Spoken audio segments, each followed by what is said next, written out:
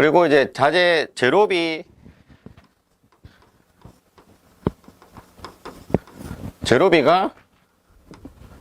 자재 단가 곱하기 수량인데, 수량은 좀 전에 다 보셨고, 이제 자재 단가를 어떻게 적용할 건지 한번 볼게요, 이번 시간에.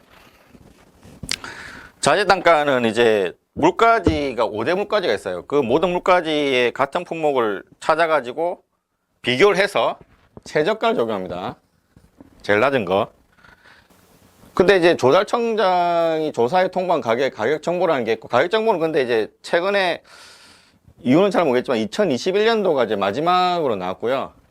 조달청장이 조사에 통보한 가격은 가격 정보라는 게 있는데, 요즘에 그 고민할 필요 없는 게 물가 시세라고, 물가 시세 1, 2가 있는데, 물가 시세 2가 이제 조달청 그 통보 가격입니다. 그래서 기획재정부에 등록한 전문 가격 조사 기관의 조사에 공표한 가격, 그게 5대 물가지예요. 요 위에 보면 다, 보면은 좀 큰 글자가 기재부 등록 전문 가격 조사 기관 이런 말이 있어요, 전부 다. 그러니까 여기에서 나오는 물가지를 보고 자재 단가를 찾아서 넣어야 돼요, 공사물가 계산할 때. 그래서 물가, 뭐 아까 예를 들어서 MDF라는 게 있으면,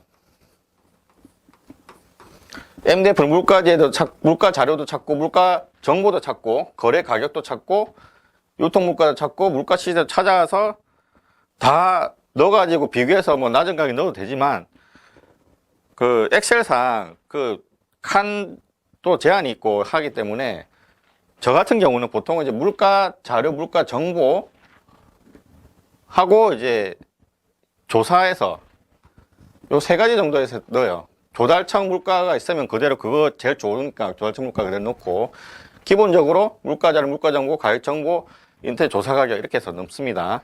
그래서 이 조사 기관인 물가협회, 물가 정보는 한국물가정보, 거래 가격은 대한건설협회. 대한건설협회는 거래 가격도 자재 단가 발표하지만 중요한 게 이제 여기는 공사 노임 단가를 발표하는 곳이에요. 조사해서 발표하는 곳이고, 유통물가는 한국응령통계연구원, 물가시세는 한국경제조사연구원이라는 이제 연구원에서 조사해서 공표를 합니다. 만약에 여기에도 없는 그 자재가 있다, 그러면 뭐 업체 견적서를 활용해도 되고요. 그것도 좀 불가능하다 그러면 뭐 검색을 해서 뭐 맞는 품명과 규격을 조사를 해서 넣으면 되겠죠. 그래서 적용 방법입니다. 그러니까 자재 단가를 그 기입해서 넣어야 되는데, 찾는 거 하고 이제 그 찾아서 어떻게 적용할 건지가 중요해요. 이걸 처음에 이제 연구원 처음에 들어가면은 어쨌든 연구원이나 내역서 처음에 작성하면 이거부터 가르쳐요. 자재 단가를 어떻게 적용할 건지. 그러니까 처음에 찾을 때는 책자 맨 뒤에 뭐 사전 같은 것도 마찬가지인데, 맨 뒤에 뭐 가나다 손으로 이제 색인이 있죠. 그런 것처럼 이제 찾으면 되고, 만약에 그 아까 물가 그 웹사이트에, 물가지 웹사이트에 회원가입을 하면은 그 쉽게 검색해서 찾을 수도 있습니다. 어쨌든 찾아서 어떻게 적용하냐. 처음에 요 물가지 그대로 화면인데,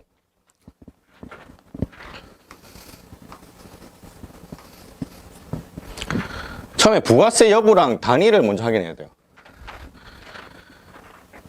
보통 원가 계산할 때 직접비 계산을 하기 때문에, 직접비 먼저 계산하기 때문에, 직접비는 다 부가세 별도예요. 부가세 별도인지 아닌지 이제 확인해야 돼. 그게 이제 보통 왼쪽 상단에 이제 부가세 별도라는 말이 있고요.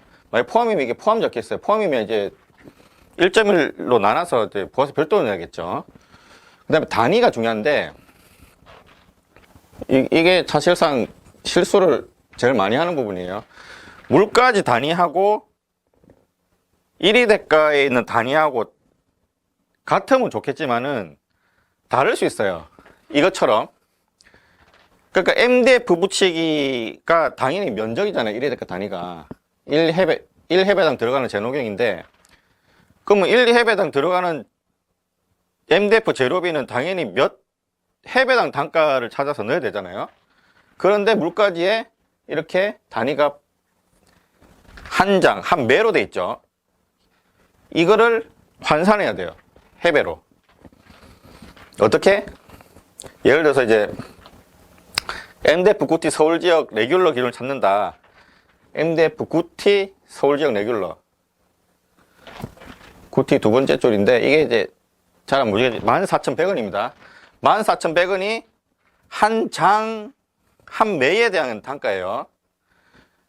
그러니까 총 금액은 총 수량으로 나누면은 단위 수량당 금액이 나오죠.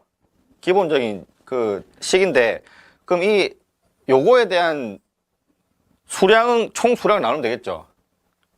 이 한 장에 대한 수량, 몇 회배인지. 그게 여기 나와 있어요, 규격이. 이 한 장, 한 매에 대한 폭과 길이가 1.22 곱하기 2.44. 이 총 수량 나누면 돼요.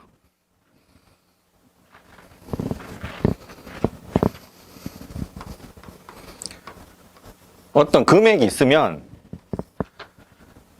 이 금액이 단위 수량당 뭐 해배당 뭐 어쩌든 미터당 단위 수량당 금액을 알고 싶으면 이 금액이 총 차지하는 총 그 형성되는 수량을 나누면 돼요. 총 수량.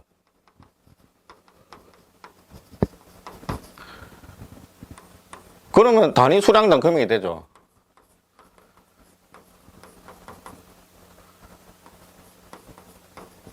뭐 단가 될 수 있고.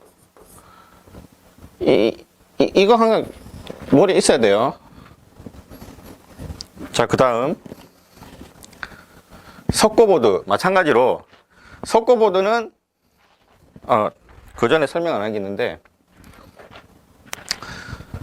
이 3, 4, 5는 뭐냐 좀 이것도 가끔 가다가 나오긴 하지만 중요해요. 조사 단계가 가장 마지막 단계를 넣어야 돼요. 이 번호가 있거든요. 이게 3번이라고 돼 있죠. 3번이 뭐냐, 오른쪽 상단에 보면 이걸 말하는데 수요자, 그러니까 시공자가 되겠죠. 공사에서. 시공자가 물건을 살 때 3번 루트로 산다. 이게 제일 마지막 대리점에서 하는 거기 때문에 제일 마지막 단가를 기본적으로 내야 되고, 그 다음에 지역을 알아야 돼요. 지역은 이제 요런 지역마다 조금 단가가 다르기 때문에 그 발주처 또는 공사 현장, 거의 발주처나 공사 현장이나 소유기간이 같죠.